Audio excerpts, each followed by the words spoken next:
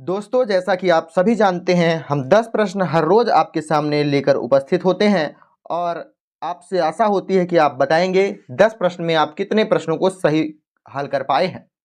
हम कवर कर रहे हैं 2018 में पूछे गए प्रीलिम्स के सभी 100 प्रश्नों को।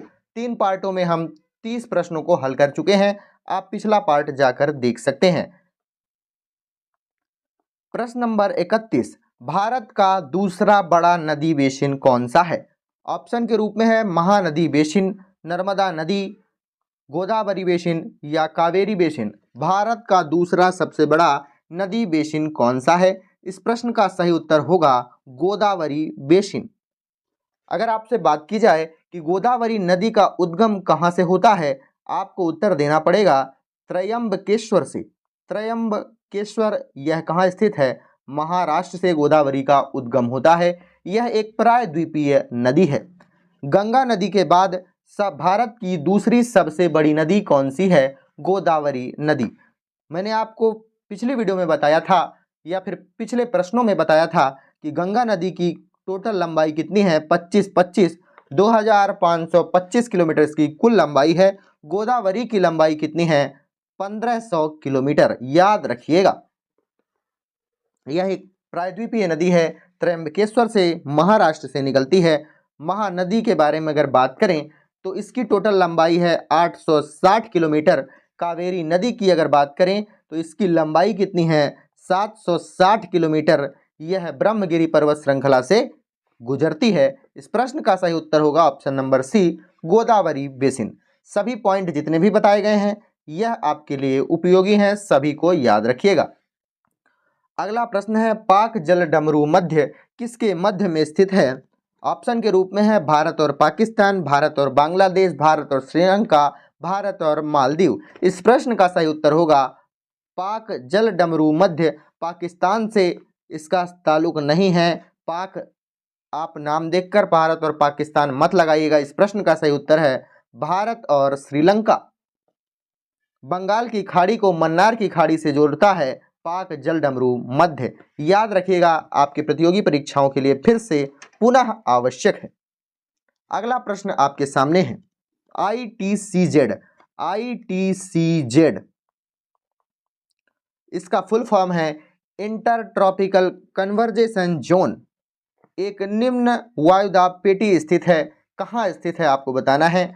व्यापारिक एवं पछुआ हवाओं की पेटी के मध्य में स्थित है। पछुआ पवन और ध्रुवीय हवाओं की पेटी के मध्य स्थित है। ध्रुवों के समीपवर्ती क्षेत्र में स्थित है या भूमध्य रेखा क्षेत्र पर स्थित है।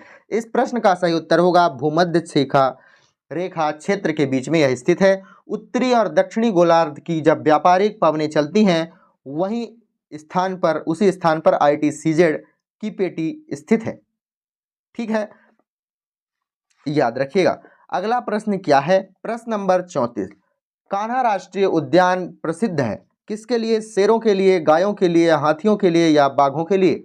इस प्रश्न का सही उत्तर होगा कान्हा राष्ट्रीय उद्यान बाघों के लिए प्रसिद्ध है। कान्हा राष्ट्रीय उद्यान के बारे में अगर बात करें तो इसे सदाबहार जंगल के रूप में भी जाना जाता है। कान्हा राष्ट्रीय उद्यान की स्थापना कब हुई है? 1955 इसका सही उत्तर होगा। स्थापना 1955 में हुई। प्रोजेक्ट टाइगर में 1974 में शामिल किया गया और प्रमुख जो प्रजातियां हैं जो यहाँ पाई जाती हैं, बारहसिंगा टाइगर, तेंदुआ, भालू, भारतीय अजगर प्रमुख रूप से यहाँ पाया जाता है कान्हा राष्ट्रीय उद्यान में। अगला प्रश्न है प्रश्न नंबर 35, नेपानगर का संबंध किस उद्योग से है? खाद्य, अखबारी कागज, चीनी या ऊनी वस्त्र। नेपानगर यह बुरहानपुर जिले के अंतर्गत आता है। बुरहानपुर जिला मध्य प्रदेश के अंतर्गत आता है। दोनों बातें याद रखिएगा, नेपानगर बुरहानपुर जिले में आता है और बुरहानपुर मध्य प्रदेश राज्य के अंतर्गत आता है। न्यूज प्रिंटिंग प्रेस मिल यहाँ स्थित है, अर्थात अखबारी कागज यहाँ प्रमुख रूप से मिलता है। भारत का प्रमुख अखबारी कागज और सबसे प्रथम मिल यहीं खोला गया था, नेपानगर में। अगला प्रश्न आपके सामने है, मध्य प्रदेश के निम्नलिखित स्थानों में से कौन सा एक 80 डिग्री पूर्वी देशांतर पर या उसके निकटतम स्थित है? मैंने सोचा है 2 या 3 प्रश्न आपको होमवर्क के रूप में मैं दूंगा। इस प्रश्न को आप होमवर्क के रूप में जोड़ लीजिएगा। इस प्रश्न का उत्तर आप कमेंट बॉक्स में जरूर बताइएगा कि क्या है। अगला प्रश्न है, मध्य प्रदेश में भावांतर भुगतान योजना किस क्षेत्र से संबंधित है? भावांतर भुगतान योजना यह कृषि से संबंधित है, एमएसएमई क्षेत्र से जुड़ा हुआ है, एमएसपी से ज्यादा इसका संबंध है। एमएसपी क्या है?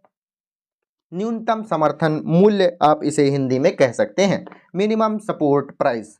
ठीक है, इस प्रश्न का सही उत्तर है ऑप्शन नंबर बी, कृषि क्षेत्र। अगला प्रश्न क्या है, बीएसएफ सीमा सुरक्षा बल, इसकी स्थापना कब की गई थी? 1 दिसंबर सन 1965 में। बीएसएफ के पास किन देशों की सीमाओं पर रक्षा का दायित्व होता है? बीएसएफ किन सीमाओं पर होती है? पाकिस्तान व नेपाल।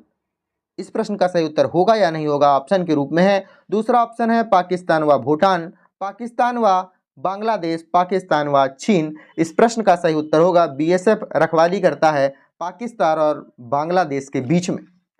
अगर बात करें बीएसएफ के बारे में तो मैंने आपको बताया 1 दिसंबर सन 1965 में इसकी स्थापना की गई है।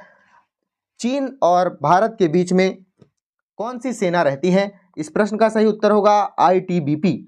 आईटीबीपी सेना रहती है भारत और चीन के बीच में। नेपाल भूटान से सीमा का सुरक्षा का दायित्व मिलता है एसएसबी को। ठीक है, सभी चीजें आपको याद रखनी है। अगला प्रश्न है प्रश्न नंबर 39। निम्नलिखित में से कौन मध्य प्रदेश के कार्यवाहक राज्यपाल नहीं रहे हैं? इसे भी आप होमवर्क के रूप में लिख लीजिएगा। यह प्रश्न आपसे दोबारा नहीं पूछा जाएगा। आप याद रखिएगा कि कितने राज्यपाल मध्य प्रदेश में स्थापित किए गए हैं। अगला प्रश्न है प्रश्न नंबर 40। भारतीय संविधान के किस अनुच्छेद के तहत राज्यपाल को विधानमंडल के विश्रांति काल में अध्यादेश प्रख्यापित करने की शक्ति प्राप्त है? अर्थात जब विधानमंडल अपने सदन पर नहीं बैठा है तब भी राज्यपाल अध्यादेश जारी कर सकता है। किस अनुच्छेद के अंतर्गत? इस प्रश्न का सही उत्तर होगा 213 अनुच्छेद के अंतर्गत। यहां पर आपके 10 प्रश्न समाप्त होते हैं। अब मिलते हैं अगली वीडियो में।